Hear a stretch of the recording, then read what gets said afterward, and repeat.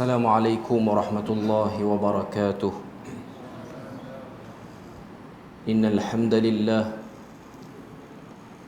نحمده ونستعينه ونستهديه ونستغفره ونعوذ بالله من شرور أنفسنا ومن سيئات أعمالنا.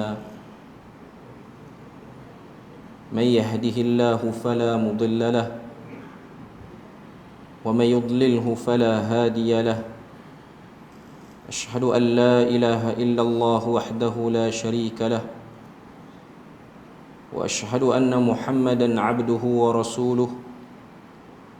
يا أيها الذين آمنوا اتقوا الله وقولوا قولا سديدا يصلح لكم أعمالكم ويغفر لكم ذنوبكم ومن يطع الله ورسوله فقد فاز فوزا عظيما. الحمد لله الذي بنعمته تتم الصالحات. ربنا آتنا من لدنك رحمة وهيئ لنا من أمرنا رشدا.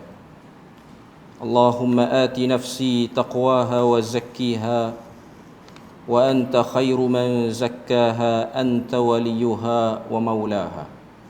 Alhamdulillah, syukur pada Allah Azza wa Jal kerana dengan rahmat dan juga limpah kurnia yang Allah Ta'ala berikan dapat kita bersama pada malam ni menyambung perbahasan daripada indahnya pesan Luqman Al-Hakim. Sambungan kita pada malam ni ialah pada ayat yang ke-16.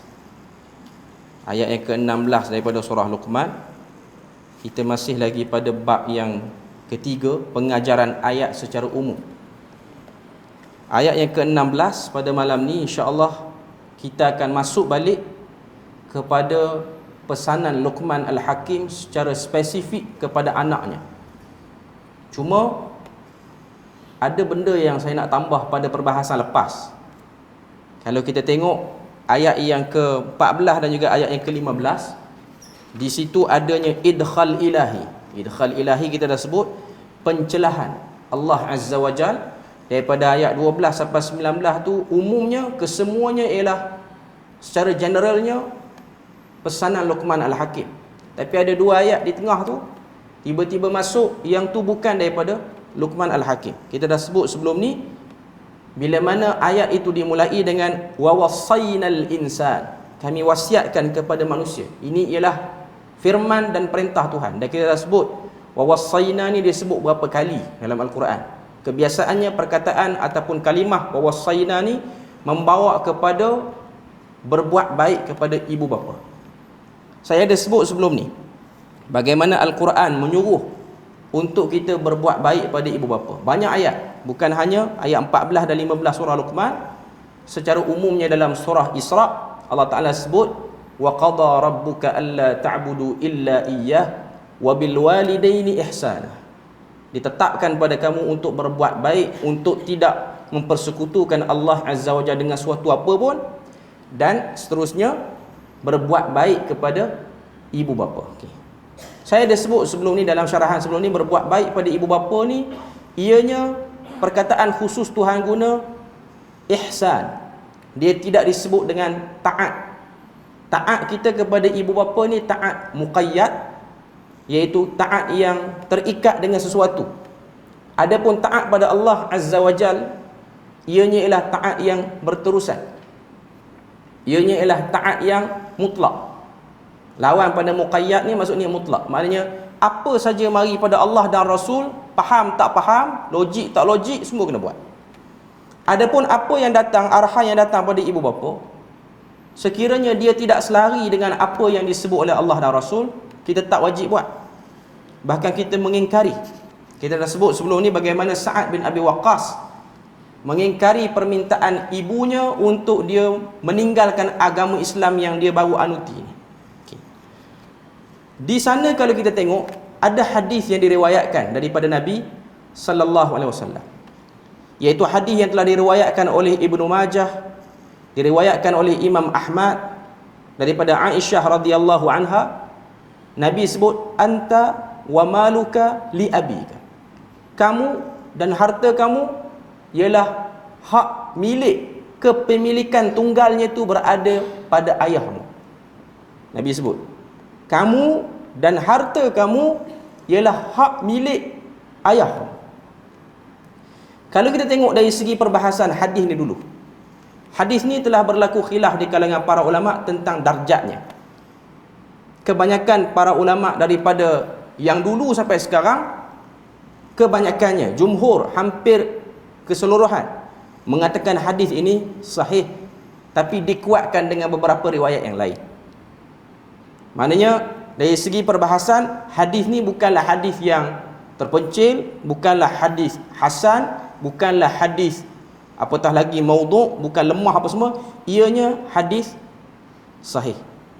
Dia tak diriwayatkan oleh Bukhari dan Muslim, tapi diriwayatkan oleh orang lain. Okay. Dan ada hadis-hadis lain yang bunyi lebih kurang, yang juga membawa makna yang sama. Okay. Kalau kita tengok dan kita telusuri apa yang dimaksudkan oleh hadis ni dengan apa yang ada dalam Quran, pertama kita kena tahu tidak ada kontradik, berlawanan antara ayat Quran dengan hadis Nabi. Yang tu dulu. Walaupun bunyinya macam kontradik, tapi dia tak kontradik. Orang yang belajar Nabi dan hadis, dia akan tahu ini dia panggil mukhtalaf al-hadis, ilmu mukhtalaf hadis dia panggil. Hadis yang zahirnya nampak macam bercanggah dengan ayat Quran. Sebab ayat Quran sebut wabil walidaini ihsana, tiba-tiba dia datang pada hadis ni, kamu, harta kamu untuk ayah kamu semua. Okay. Sekarang ni nak sebut pada kita apa dia melalui hadis ni. Melalui hadis ni, kebanyakan para ulama sebut ianya ada beberapa sabab urut yang perlu diperhatikan. Maknanya kenapa hadis ni diucapkan oleh Nabi sallallahu alaihi wasallam? Sebab ada hadis lain Nabi sebut anta wa maluka liwalidik. Walid tu maksudnya ayah. In atyaba ma akaltum min ma kasabtum.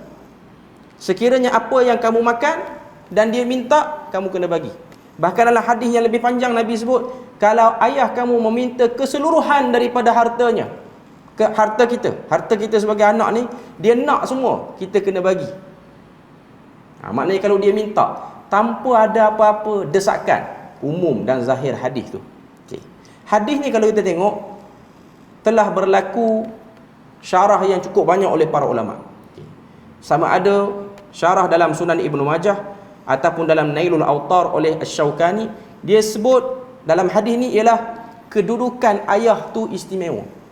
Hadis ni sebut ayah, dia tak sebut mak, sebut ayah sahaja. Sebab tu ada peruntukan yang diletakkan oleh sebahagian fuqaha dalam hukum hudud. Satu orang dia bunuh orang lain, maka hukuman hudud yang kena pada diri dia, dia akan qisas, dia kena bunuh balik. Kecuali ayah yang membunuh anaknya tak kena qisas. Salah, dia salah, tapi dia tak kena. Sebab kedudukan dia tetap salah lah. Ayah tu memang salah. Dari segi undang-undang sivil adalah dia punya kata apa, hukuman yang dia kena. Tapi dari segi hukum kisas tidak valid untuk kes pertalian antara ayah dan anak. Antara ayah dan anak. Maknanya dia meluat dengan anak dia, dia tikam anak dia, mati. Naik kes mahkamah, lekat kes apa semua, dia pun mengaku salah, dia dikenakan hukuman yang ada dalam Islam ataupun tidak, hukum jenayah tak kena. Dia tak perlu bayar diat apa pun, dia tak perlu hukum kisas apa pun atas dia. Ini speciality untuk ayah, tapi salah tetap salah. Dia akan diurus baliklah di akhirat nanti. Okay. Hadis ni Nabi nak sebut tentang kedudukan ayah secara umumnya. Bukanlah bermakna secara umumnya ayah dia boleh guna harta anak dia sesuka hati, tapi kedudukan dia. Maknanya bila mana satu orang anak dia dapat satu orang ayah yang suka minta apa-apa pada dia, asalnya dia tak boleh argue apa-apa pun, dia kena bagi. Tapi sebenarnya lah dalam masa yang sama pun ada juga hadis-hadis lain yang menuntut kepada ayah tu bersifat ihsan pada anak. Bersifat ihsan maknanya bukan kerana kuasa veto yang Tuhan beri pada dia tu dia guna sewenang-wenangnya, tapi kedudukan anak tu dia kena patuh. Tapi tak bermakna dia tak boleh argue langsung. Dia boleh argue, tapi dia kena argue dengan cara yang paling lembut. Maknanya dalam hadis ni dia tak ada kontradik dengan ayat Quran. Kalaulah ayah tu dia, maaf saya sebut contoh ni sekadar nak bagi faham je. Dia kaki judi, dia minum arak, segala apa kejahatan dia buat. Dia tengok anak dia kaya, dia minta harta dan dia guna untuk benda tu. Perlu tak anak tu bagi? Hukum asal mengikut hadis, dia kena bagi. Tapi para ulama sebut, sekiranya jelas daripada perbuatan ayahnya itu benda-benda yang buruk, dia boleh tahan harta tu. Dia boleh tahan. Tapi kalau dia minta saja-saja, ayah dia bukan kaki judi, ayah dia bukan satu orang yang minum arak, bukan buruk perangai, kalau dia minta pada anak dia, hukum asal anak tu kena bagi. Bila mana ada mawanik maksud dia apa? Penghalang-penghalang yang disebutkan oleh para ulama. Jadi penghalang tu akan keluar balik. Kalau kita jelas nampak, memang kalau kita bagi, mesti dia buat benda haram. Sebab macam-macam mana pun, Tuhan tak akan suruh kita membantu orang buat benda haram. Tak akan boleh. Walaupun datang pada ayah sendiri. Kita maklum benda tu. Okay. Jadi hadis tu, Nabi nak sebut, kedudukan ayah ni tinggi, tak boleh bertikai. Tapi kalau benda jahat yang dia buat, kita tak setuju dengan dia. Cuma cara untuk kita maklum, kita tak setuju, bukan cara macam kita bercakap dengan kawan kita. Aku tak suka hang buat benda ni. Hang berhenti buat benda ni. Tak boleh. Dengan ayah dia tak boleh. Dengan laras bahasa tu tidak dibenarkan. Sebab benda tu telah dicontohkan oleh Nabi Ibrahim dalam Al-Quran. Bila mana ayah dia buat berhala, ayah dia kutuk dia. Apa Nabi Ibrahim buat? Waghfir li abi. Wahai ayahku, minta ampun pada Tuhan. Tuhan beri lagi keampunan. Allah Ta'ala suruh lagi Nabi Ibrahim guna perkataan abi, ayahku. Dia tak suruh cakap dengan bahasa kasar. Jadi hadis ni bukanlah nak kata ayah tu boleh buat suka hati pada harta anak dia sesuka hatinya, bukan. Tapi anak dia perlu meletakkan ihsan yang tinggi bila mana anak dia nak benda tu, bila mana ayah dia nak benda tu. Okey. Sekarang kita masuk ayat yang ke-16. Allah Ta'ala sebut ayat 16 muka surat 13 dalam buku ni, muka surat 13. Ya bunayya innaha in taku misqala habbatin min khardal fatakun fi sakhrah aw fis samawat aw fil ard ya'ti biha Allah innallaha latifun khabir. Allah Ta'ala sebut pada ayat ni, wahai anakku. Ni Luqman cakap pada anak dia. Dalam riwayat Israiliyat sebut nama anak dia Tharan. Sa alif ra alif nun. Tharan. Wahai anakku, in taku misqala habbatin, sekiranya satu biji sawi itu, fatakun fi sakhrah, berada di mana-mana batu yang ada di atas bumi, au fis samawat, ataupun berada di mana-mana bahagian di langit, au fil ard, atau di mana-mana dataran bumi ini, ya'ti bihallah, Tuhan akan datangkan biji sawi itu. Okay. Habbatin min khardal ni sebenarnya khardal dalam buku kita ni dia terjemah sebagai biji sawi, tapi khardal ni ialah benih kepada sejenis kekacang. Pokok kacang tertentu ni dia halus je benih dia tu. Tapi kita terjemah senang biji sawi lah, ataupun kita sebut sebagai zarrah pun boleh lah. Tapi nak katanya habbatin tu maksudnya ialah biji benih min khardal. Khardal tu ialah nama bagi sejenis pokok ataupun tumbuhan lah. Mana tapi dia poin dia lah dia kecil. Tuhan kata Luqman Al-Hakim pernah pesan pada anak dia, wahai anakku ni, dengar nak beritahu satu benda ni. Apa dia? Kalau ada satu biji sawi yang kecil duduk di mana-mana batu atas muka bumi ni, ataupun duduk di langit, ataupun duduk di bumi, Tuhan akan datangkan biji sawi itu, dan ianya mudah bagi Tuhan, sangat mudah bagi Tuhan. Dalam sebahagian tafsir dia sebut habbatin min khardal tu maksudnya ialah perbuatan baik ataupun perbuatan jahat yang kecil, Tuhan akan datangkan. Okay. Sekarang ni ayat 16, Luqman Al-Hakim sedang mengajarkan kepada anaknya konsep yang paling utama sebagai Muslim, iaitu akidah mempercayai kekuasaan Allah Azza wa Jalla boleh buat apa-apa. Tuhan boleh buat apa-apa yang logik dalam fikiran kita, yang tak logik pada fikiran kita. Sebab itulah Luqman Al-Hakim telah menggunakan analogi yang sangat susah untuk menggambarkan pada anak dia kuasa Tuhan underestimate, luar jangkaan kamu. Tuan-tuan boleh bayangkan biji sawi yang kecil duduk di atas mana-mana batu di muka bumi ni. Kita tahu ke berapa batu atas muka bumi ni? Bilangan dia, kuantiti dia berapa? Tak tahu. Jenis-jenis batu ni pula ada macam-macam jenis. Macam-macam jenis batu. Ada batu yang warnanya mudah untuk dilihat dengan mata. Maknanya kalau biji sawi tu kita tahulah ada dekat batu mana pun, still kita memerlukan usaha nak kena pecahkan batu. Nak pecahkan batu ni bukan macam pecahkan telur. Dia sangat payah. Kalau belah dua pun tak boleh nak confirm lagi belahan yang mana ada biji sawi tu. Maknanya ianya sangat rumit benda ni. Sangat rumit. Dalam perkiraan manusia, dalam kekuatan manusia untuk datangkan satu atom yang paling ringkas yang duduk di mana-mana tempat yang tak diketahui koordinat tepat dia. Tak tahu di batu mana, tak tahu di langit mana, tak tahu di dataran bumi mana, manusia memang lemah, tak boleh bawa. Manusia tak akan dapat cari. Hatta kalau Tuhan bagi tahu pun, okey, batu yang ada biji sawi ni berada di tempat sekian, batunya bentuk sekian, berada pada bahagian sekian. Maknanya koordinat tu dapat, pun tetap meletihkan. Sebab apa? Biji sawi tu kecil, batu tu besar. Kena belah batu tu, kena peraluh satu-satu mana biji sawi tu tersimpan. Apatah lagi yang duduk di langit.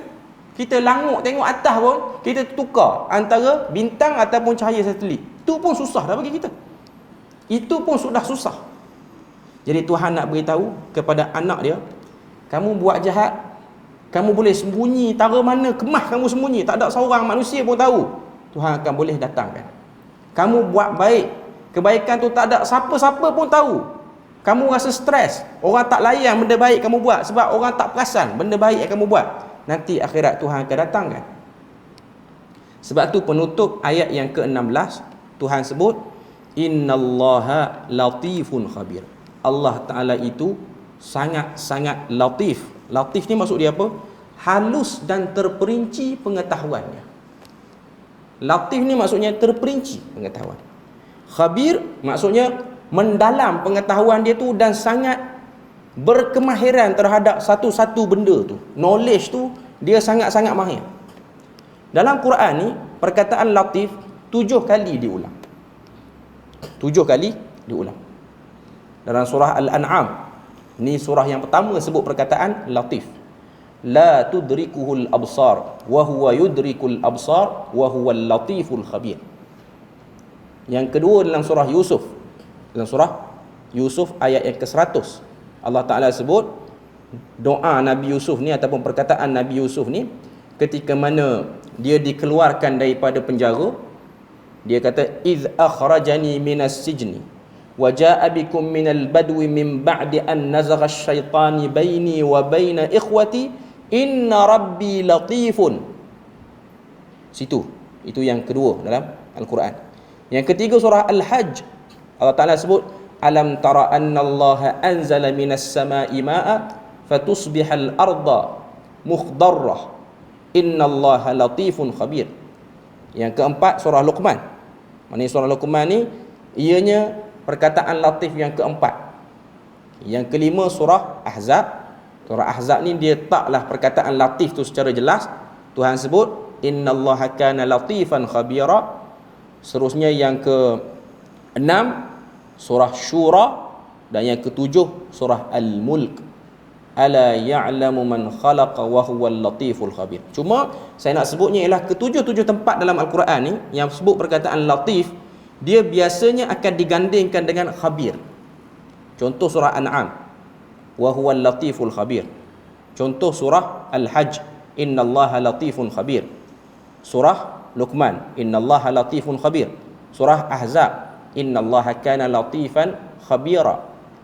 Dan surah Al-Mulk, wa huwal latiful khabir. Maknanya biasanya antara sifat Tuhan, nama Tuhan yang diganding sekali dengan latif ni ialah khabir. Okay. Perkataan latif ni kadang-kadang membawa maksud halus. Ini ialah halusnya Tuhan mengurus hal keadaan manusia. Sehingga kita pun tak tahu. Kita punya pertimbangan memang tak akan nampak macam mana halusnya Tuhan menguruskan hal ehwal manusia. Dalam erti kata lain, ayat 16 ni Tuhan nak sebut cara nak nasihati anak. Tambah pula anak Luqman ni bukan umur 7-8 tahun.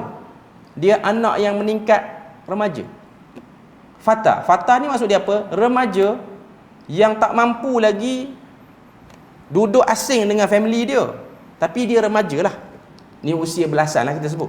Usia belasan. Remaja yang awal remaja dia. Macam dalam surah Kahfi Tuhan sebut, innahum fityatun amanu bi rabbihim. Mereka itu pemuda-pemuda yang umur belasan tahun. Istilah orang kita sebut mentah lagi. Dia tak ada keuangan financial yang kuat. Tak kuat lagi. Tapi dia boleh lah berdikari kalau dia develop dia punya skill tu. Cuma nak katanya, ini ialah anak pada usia tu. Cara untuk mendekati anak pada usia ni ialah dengan menggunakan pendekatan yang latif, lembut. Marah tak guna dah pada waktu ni. Apatah lagi kita tengking dia, lagi tak guna. Bahkan menambahkan lagi jurang antara kita sebagai ayah dengan anak itu. Dan yang kedua ialah latif saya sebut tadi, ialah macam mana Tuhan itu maha halus cara dia urus manusia. Ada satu kisah ni disebahkan kepada Nabi Musa alaihissalam. Nabi Musa satu hari dia pernah muskil dengan macam mana Tuhan menguruskan keadilan di kalangan manusia. Kan Tuhan sebut dalam Al-Quran, bahkan dalam kitab terdahulu pun, Tuhan ni sifat dia ialah maha adil. Tuhan maha adil.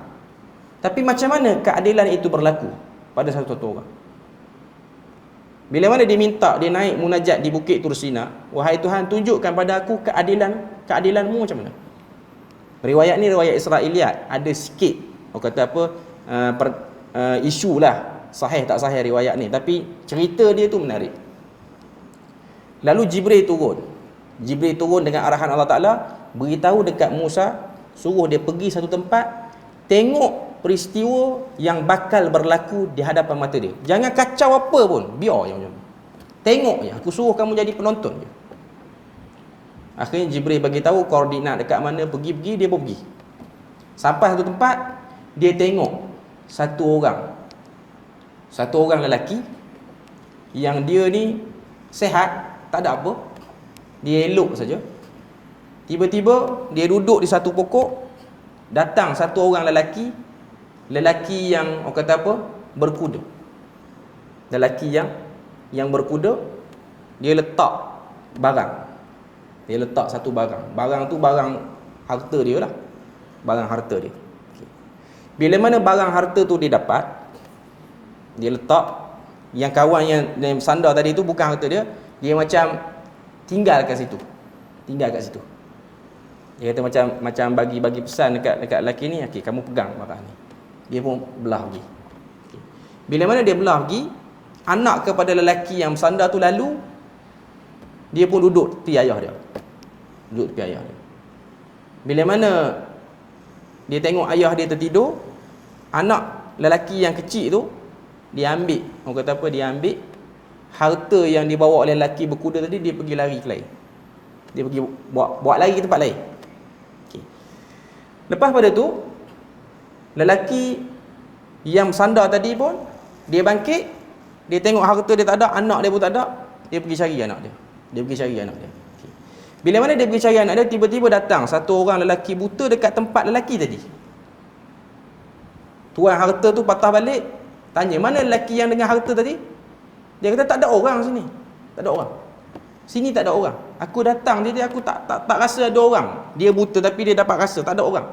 Dia kata, tak, melainkan kamu dah deal dengan lelaki tadi, buat lari harta aku. Akhirnya apa jadi? Yang bawa kuda tu dia bunuh. Orang kata apa, dia bertengkar, berlaku pergaduhan. Yang buta tu berjaya pertahan diri, dia bunuh yang naik kuda tu. Dia bunuh. Bukan yang buta tu kena bunuh. Yang buta tu kuat lah maknanya. Dia boleh bunuh kawan tu. Akhirnya mati. Okay. Tiba-tiba datang balik lelaki tadi. Anak tak datang. Datang balik lelaki tadi. Lepas tu si buta tu kata, kamu yang pegang harta ni kata dia. Kamu yang pegang harta ni tadi. Dia kata, aku yang pegang harta ni tadi. Bila mana aku yang pegang, dia mengaku apa semua, tapi harta tu aku tak tahu pergi mana, anak aku bawa pergi mana.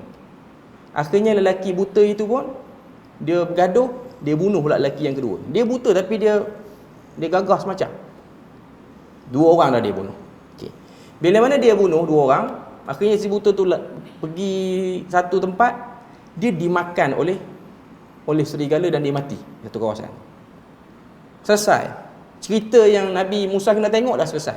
Sekarang ni Jibril turun, Jibril tanya, wahai Musa, dalam semua benda yang kamu tengok, nak tanya, siapa yang salah antara semua watak yang kamu nampak ni? Lelaki berkuda orang kaya, si buta dengan lelaki biasa dengan anak dia, dan anak dia yang melarikan harta. Nabi Musa kata yang menjadi isu sekarang ni ialah budak kecil itulah buat lari harta, yang menyebabkan sampai tiga-tiga tu mati. Jibril kata tak, yang betul ialah budak tu. Tiga-tiga tu semuanya menjadi mangsa dan sebahagiannya bersalah. Jadi Nabi Musa tak faham macam mana budak tu pula betul. Okay, dia kata, Nabi Musa diterangkan oleh Jibril. Jibril kata, lelaki yang berkuda ni, dia ni orang kaya dan dia telah seksa pekerja dia sehingga pekerja tu berubah rupa, dan pekerja tu ialah yang mula-mula bersandar tadi tu. Pekerja dia. Tapi dia tak ingat pekerja dia. Okay. Jadi pekerja dia ni telah bekerja tak bayar gaji apa semua, dikhianati dia. Dengan sebab dia dah biasa kena khianat, dia duduk situ kerana dia nak berehat, sebab dia tak tahu nak buat apa lah. Banyaklah gaji dia yang dia tak dibayar tu banyak. Okay. Akhirnya lelaki yang berkuda tu telah dibunuh oleh orang kata apa, oleh lelaki buta tu tadi. Lelaki buta ni pula ialah bekas majikan kepada lelaki yang pertama tadi, yang dengan anak dia tu. Okay. Dan yang ni pun jahat, tak bayar gaji. Okay. Yang budak tu buat lari duit, itulah amount gaji ayah dia tu. Itu amount gaji dia. Itulah bilangan yang dia dapat. Masa tu baru Nabi Musa faham macam mana keadilan itu berlaku. Tuan-tuan nampak apa cerita tu? Okay. Maknanya walaupun kita tak sempat merasai keadilan itu akan disabkan kepada zuriat kita kalau kita benar dan jujur. Sebab memang ada hadis Nabi sebut, satu orang yang benar, dia ada kemampuan untuk menuntut, tapi dia terhalang. Mungkin dengan sebab dia tu orang biasa je, macam lelaki yang mula-mula tadi, dia orang biasa, dia hanya pekerja saja. Mungkin dia boleh tahankan hak dia, tapi orang kata apa, orang buat tak layan. Akhirnya dia dizalimi sampai macam tu. Tapi rezeki dia tetap sampai kepada anak dia. Itulah macam mana Tuhan memberi keadilan. Dan kalau tengok yang bunuh orang tu lah sekalipun dibunuh juga. Okey. Jadi nak sebutnya pada kita, itu latifnya Allah Azza wa Jalla. Jadi kalau tuan-tuan rasa ada benda tak puas hati atas dunia ni, tuan-tuan kena ingat benda ni. Allah Ta'ala itu dia teliti dalam menguruskan hal yang berlaku pada kita. Dia memang ada rekod. Cuma kita je tak tahu macam mana cara dia mengambil pembalasan atas setiap kezaliman yang berlaku. Okay. Dalam pengajaran ayat, kita tengok ada 5 je dia bagi. 1, ayat ini memberitahu bahawa meskipun kesalahan paling kecil di tempat yang paling rahsia yang dilakukan oleh seorang hamba, ia tetap tidak mampu melarikan diri daripada perhatian Allah. Maknanya nak sebut pada kita bahawasanya, buatlah kejahatan apa sekalipun, Allah Ta'ala akan datangkan. Tadi kita dah sebut. Yang kedua, sesungguhnya kezaliman atau kesalahan sekalipun seberat biji sawi, Allah akan mendatangkannya pada hari kiamat ketika dia meletakkan timbangan yang adil dan membalasnya. Lebih kuranglah macam yang kedua tadi. Yang ketiga, sekalipun biji sawi itu terhalang oleh batu yang pekat atau hilang tak nampak di ruang langit dan bumi, maka sesungguhnya Allah akan mendatangkannya, kerana tidak ada sesuatu pun yang tersembunyi daripadanya dan tiada yang jauh daripadanya walau sebesar biji sawi. Lebih kurang saja, sebab sekarang ni dia compile semua pandangan daripada tokoh-tokoh tafsir, antaranya As-Sabuni, Ibnu Katsir. Okay. Yang keempat dia sebut, ayat ini adalah gambaran akhirat yang dengan pengaruh yang sangat menggentarkan. Ia menggambarkan luasnya ilmu Allah, ketelitiannya dalam segala sesuatu, liputan dan cakupan ilmunya. Nak sebut kepada kita bahawasanya Allah Ta'ala ni maha teliti. Tuan-tuan tak payah tunggu tengok ayat ni. Ada satu video orang share dekat media sosial, dekat apa nama, dekat FB ke TikTok pun mungkin ada lah kot. Okay. Pengkalan data syarikat Google.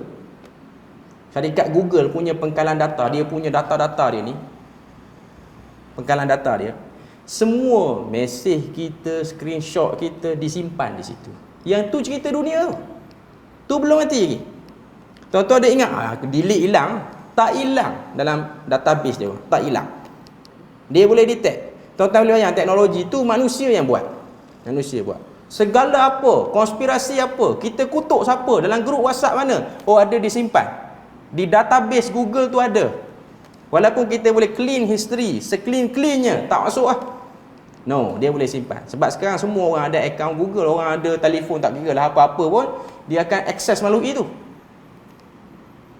Sebab tu kalau kita tengok, ada orang, dia lantang pada satu waktu yang lain, tiba-tiba datang waktu lain, dia punya kelantangan tu kurang, ataupun apa yang dia cakap dulu lain dengan apa yang dia cakap sekarang. Orang boleh cari balik. Sebab tu ustaz kalau bercakap tak ingat apa yang pernah tulis di FB dulu, orang tangkap balik print screen yang lama-lama. Orang londeh habis. Malu dia.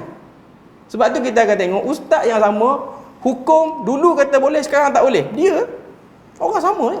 Dia tak ingat dah video lama dia. Orang boleh cari. Yang cari tu bukan kerja Google pun. Bukan kerja, kadang-kadang orang muda je yang cari. Jumpa. Tuan-tuan boleh bayang kalau dia dilondeh depan akhirat, depan orang ramai ni. Belum mati lagi. Tapi orang boleh jumpa. Dulu cakap lain, sekarang jadi lain pula. Di dunia ni pun dia tak tahu nak letak muka kat mana, sebab orang sudah dedahkan percakapan dia tu. Jadi nak sebut pada kita, Allah Ta'ala nak beritahu melalui ayat yang ke-14 ni, hati-hati. Segala kejahatan akan diambil balasan, dan segala kebaikan tidak akan disia-siakan. Muka surat 14. Ayat ini amat penting bagi memperteguh hubungan batin insan dengan Tuhannya. Pengubat jerih payah atas amal usahanya yang kadang-kadang tiada penghargaan daripada manusia. Maknanya kita kalau kita tak ada appreciate daripada orang, tak dapat appreciate daripada orang, ingatlah ayat ni. Tuhan sedang appreciate semua. Cuma balasan itu disimpan. Bukankah petani dan nelayan miskin yang turun ke tepi pantai, kalau mereka tidak turun ke laut mencari ikan yang diperlukan oleh si pembeli beras buat sajian makanan anaknya, nescaya tidaklah orang di kota akan terasa empuk dan enaknya daging ikan. Tiada siapa yang menghargai nelayan. Orang yang paling kaya sekalipun, kalau sudah rosak keretanya di tepi jalan, terik pula mentari semasa menunggu dibaiki. Seorang anak yatim miskin lalu menghulurkan minuman guna menghilangkan dahaga. Air seteguk hanya satu amalan kecil, namun amalan anak itu sudah tercatat di sisi Allah. Yang ni ayat Hamka. Hamka kata, tidak akan disia-siakan kebaikan bila mana dilakukan oleh satu orang manusia. Dia tak perlu sedih, dia tak perlu depres lama-lama, sebab itu semua dalam perkiraan Tuhan. Okey, sekarang kita pergi ayat yang ke-17. Ayat 16 tadi kena ingat. Luqman sedang beritahu pada anak dia, jangan underestimate kuasa Tuhan. Kamu pergi mana-mana pun, kamu duduklah di ruang mana yang tak ada orang pun, kamu buat benda terkutuk di situ, benda tu akan dibongkar balik di akhirat. Kamu buat kebaikan, kamu sembunyi kebaikan, tak ada orang tahu, kebaikan tu akan dinilai. Bahkan mungkin kita lupa pun kebaikan itu. Okay. Ayat 17, elemen kedua dalam pesanan Luqman Al-Hakim. Ya bunayya aqimis salah wa'mur bil ma'ruf wanha 'anil munkar wasbir 'ala ma asabat inna dhalika min azmil umur. Wahai anakku, dirikanlah salat, serulah orang kepada kebaikan, halang orang daripada buat kemungkaran, sabar atas apa yang bakal menimpa kamu, sesungguhnya ini perkara yang sangat berat untuk diberikan perhatian. Ayat 17 ni, bila mana kita dah tahu Allah Ta'ala tu dia maha mengetahui. Yang kecil jahat kita buat, yang kecil baik kita buat pun dia tahu. Okay. Sekarang ni cara untuk ikat diri kita dengan Tuhan supaya kita jadi makhluk yang taat, yang buat kebaikan, tak buat apa yang dia larang. Cara dia ialah aqimis salah, dirikanlah salat. Yang pertama. Yang kedua, Bila mana dah salat, ajak orang buat benda baik. Compile sekali dah tu, dengan halang orang daripada buat benda mungkar. Yang keempat, sabar atas apa yang bakal menimpa. Untuk memperkukuhkan tauhid, nak bagi kita ni benar-benar mengesakan Tuhan dalam diri kita, kena ada 4 benda ni. 4 benda ni kena ada. Bahkan Tuhan sebut pada penutup ayat 17, inna dzalika min azmil umur. Keempat-empat benda ni azmil umur. Azmil umur maksud dia apa? Benda yang kalau kamu reti dah nak buat, tak boleh tinggal buat benda tu sampai mati. Azmil umur ni ada 3 kali je dalam Quran, tak banyak. Kalau kita buat carian azmil umur, dia cuma ada 3 tempat je. Surah Ali Imran, surah Luqman, surah Asy-Syu'ara. Kesemua ayat-ayat yang ada sebut fa inna dzalika min azmil umur, pasti akan ikat dengan sabar. Pasti akan ikat dengan sabar. Sebab tu dalam surah Ali Imran Tuhan sebut wa in tasbiru wa tattaqu fa inna dzalika min azmil umur. Surah Luqman wasbir ala ma asabak inna dzalika min azmil umur. Surah Asy-Syura wa man sabara wa ghafara inna dzalika lamin azmil umur. Ketiga-tiga tempat dalam Quran ni sebut azmil umur, mesti kena ada sabar. Sebab apa? Nak salat kena sabar, nak suruh orang buat baik pun kena sabar, nak larang orang buat baik pun kena sabar. Efek daripada buat 3-3 benda ni, orang tak suka pun kena sabar. Maknanya sabar ni telah menjadi benda yang mustahak kepada seorang Muslim. Dia tak sabar, dia akan celaka, dia akan jahanam. Sebab tu orang yang tak sabar, dia akan mudah tinggalkan salat. Orang yang tak sabar juga, dia akan cepat bosan melakukan kebaikan, antaranya suruh orang buat benda baik dan larang orang buat benda mungkar. Sebab tu kesabaran ini benda yang perlu kita latih dalam diri kita. Dan para nabi yang terdahulu pun, mereka memang kuat diuji pada kesabaran ini. Antara doa yang diajar oleh Nabi untuk menguatkan sabar kita ni ialah, pertama, dalam Quran sebut tasbih. Tasbih dia boleh meningkatkan kesabaran. Sebab tu kalau tuan-tuan tengok hadis riwayat daripada An-Nasa'i, kita ni pagi kena tasbih subhanallahi wa bihamdihi 100 kali, petang 100 kali pula. Naik kenderaan kena tasbih subhanallazi sakhkhara lana hadza, tasbih. Dalam rukuk sujud tasbih. Naik tempat tinggi, kita di Perlis ni banyak jalan yang jenis naik bukit, tapi naik bukit duk riau, duk menyembang. Sepatutnya naik bukit tu kena tasbih dan takbir. Itu antara sunnahnya. Tapi tak payah buat kuat-kuat, tapi sunnah dia. Banyak lagi lah tempat-tempat lain yang kita kena tasbih. Cuma nak kata, Nabi sebelum tidur suka baca surah yang bermula dengan tasbih. Elemen tasbih ni kuat dalam hidup kita, sangat kuat dalam hidup kita, sangat banyak. Jadi cara dia untuk bagi kita ni ada kesabaran ialah dengan banyakkan bertasbih. Sebab tasbih ni apa? Fungsi tasbih, kita sedang menyucikan diri kita dalam memperbaharui pergantungan dengan Tuhan. Kalau orang tu kurang tasbih, kuranglah sabar dia. Itu memang formula dia dah, sampai bila-bila pun. Tuan-tuan tengok orang yang pemarah, dia kurang tasbih dalam hidup dia. Tuhan sebut dalam Quran, fasbir ala ma yaqulun. Sabar Muhammad atas apa yang orang kata pada kamu.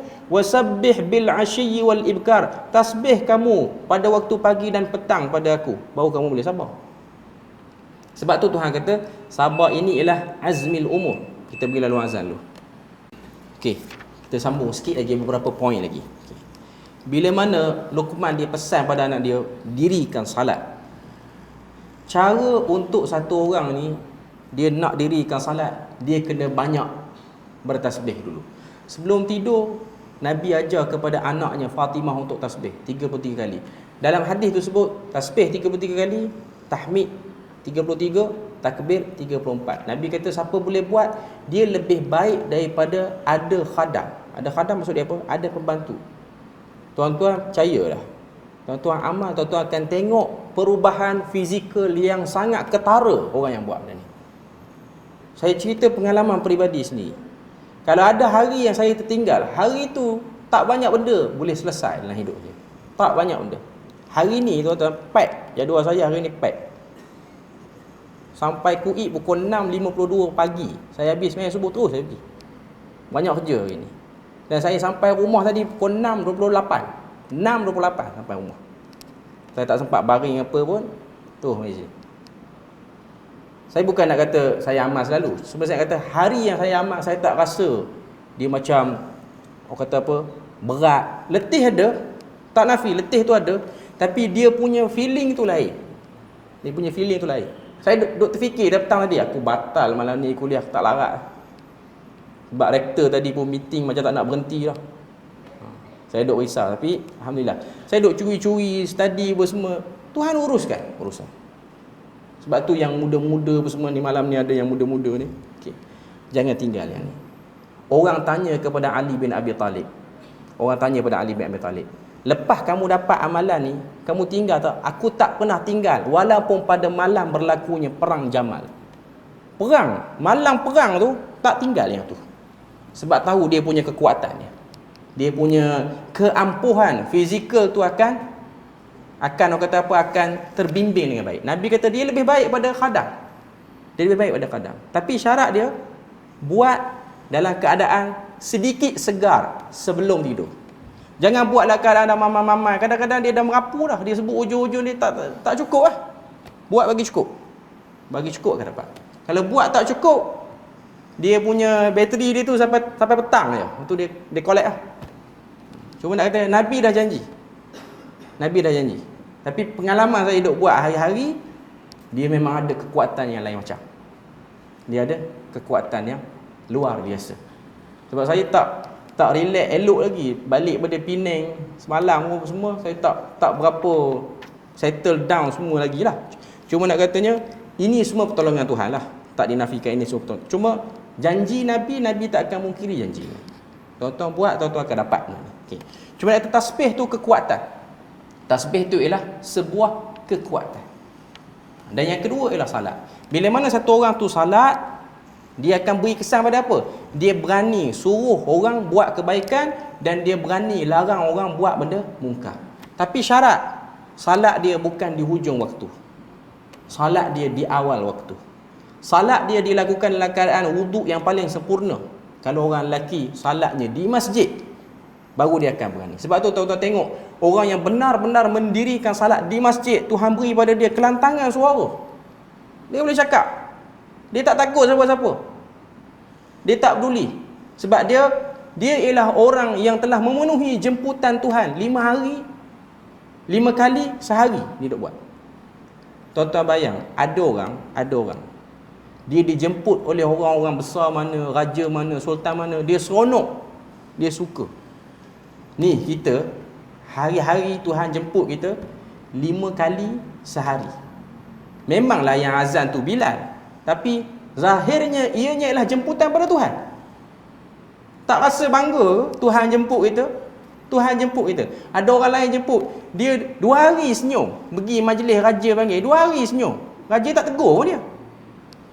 Tapi dia cerita, saya minggu lepas tuanku panggil pergi majlis. Bukan tuanku panggil, AJK je panggil. Tuanku tak kenal pun hang. Tapi hang punya cerita ni Tuhan kenal ni, kamu ni beranak daripada perut mana pun aku tahu. Dia telah menjemput. Kalau kita buat, Allah Ta'ala beri pada semua. Sebab tu Luqman Al-Hakim dia sebut kepada anak dia, jaga salat, kamu akan dapat semua benda tu. Sebab tu nak jadi orang yang berani tegur orang, salat kena settle dulu. Salat kena settle dulu. Sebab dalam salat itulah kita akan belajar macam mana nak sabarkan diri. Salat ujung waktu, dia tak sabar. Sebab dia uruskan keinginan dia dulu, baru dia salat. Kalau orang salat awal waktu, keinginan dia ada, tapi dia kena pergi juga dulu. Yang tu bagus. Itulah latihan kesabaran. Waktu dia bercakap sesuatu, orang hentam dia. Dia okey, dia steady. Sebab apa? Dia dah biasa buat benda lagi berat. Iaitu dia menahan jiwa dia, perasaan dia, syahwat dia, keinginan dia. Ada orang tambah sekarang Zuhur awal 1-2 minit kan, 1-5 minit Zuhur. 1-5 minit ni kalau orang kerja berjabat, itulah waktu permulaan rehat. Kalau dia satu orang yang betul-betul bergegas, dia tak pergi makan lagi, dia pergi masjid dulu. Dia kena sabar sebab dia habis salat, di masjid, dia pergi kedai makan, lauk semua orang dah sentuh dah. Dia sabar. Tak sebenarnya taklah menjadi benda yang mustahak sangat kalau kita makan lauk yang dah hujung-hujung pun. Tapi nak kata kalau orang yang dia boleh jaga, dia akan dapat rasa. Tuan-tuan percayalah, kalau jaga benda ni, kalau jaga, tuan-tuan akan nampak banyak ruang Tuhan mudahkan, banyak ruang Tuhan bereskan urusan kita. Sebenarnya kita hari ni kita runsing pening, yang ni tak capai KPI, yang ni tak boleh buat, yang ni terbengkalai, kerana kita yang menterbengkalaikan diri kita pada salat itu. Itu benda penting. Tuan-tuan test dalam hidup tuan-tuan selama 40 hari. Sebab dalam hadis sebut 40 hari. Sebab dalam hadis Nabi kata siapa yang salat jemaah dengan takbiratul ihram yang pertama selama 40 hari, bebas dia daripada munafik. Sebab tu orang yang salat dia akan lantang. Dia tak ada saya takut orang kata kat saya. Yang ni jenis salat ujung-ujung ataupun salat tak sempurna. Taklah kita kata semua orang macam tu lah. Cuma nak kata Tuhan mengisyaratkan macam tu. Jadi ini penting. Sebab kalau tuan-tuan tengok, saya ada terbaca satu kisah daripada seorang tokoh di India, Pakistan ni. Nama dia Ehsan Ilahi Zahir. Ehsan Ilahi Zahir sangat lantang menentang kelompok-kelompok sesat di Pakistan. Lantang yang lain macam. Sehinggalah dia dibom di meja kuliah dia. Dia mati kena bom di Pakistan. Rahsia dia apa tuan-tuan? Rahsia dia tak pernah dengar azan di luar, melainkan dalam masjid selama lebih 30 tahun. Lebih 30 tahun. Melainkan dia dengar azan di dalam masjid. Saya tak kata saya boleh buat, kita mencontohi mendengar. Ni ialah contoh dia. Tuhan berikan pada dia kemuliaan mati syahid. Tuan-tuan tengok, tuan-tuan boleh tengok video kuliah dia, video ceramah dia depan Saddam Hussein. Saddam Hussein ni gangster di Iraq. Dia kuliah depan Saddam Hussein kecut. Dia daripada orang yang salat. Tuan-tuan boleh tengok video dia. Dan buku-buku dia sangat tajam, menghentam. Sampai hari ni buku dia ni kalau dengar di kelompok sesat, orang dah menggeletar dah. Sebab dia punya hujahan-hujahan mantap. Sebab tu Luqman sebut dalam ayat ni, ya bunayya aqimis salah, kamu dirikan salat. Fa inna dzalika min azmil umur. Nanti kali yang akan datang kita akan sambung balik. Cuma minggu depan kita kena tangguh. Saya ada program di Thailand, saya tak boleh hadir untuk hari Selasa depan. Kita akan tangguh untuk kali seterusnya. Jadi kita akan sambung sikit lagi daripada ayat 17 tu. Kita berpada situ je untuk malam ni. Kita belum ambil lagi pengajaran ayat. Subhanakallahumma wa bihamdik, asyhadu an la ilaha illa anta wa astaghfiruka wa atubu ilaik. Wassalamualaikum warahmatullahi wabarakatuh.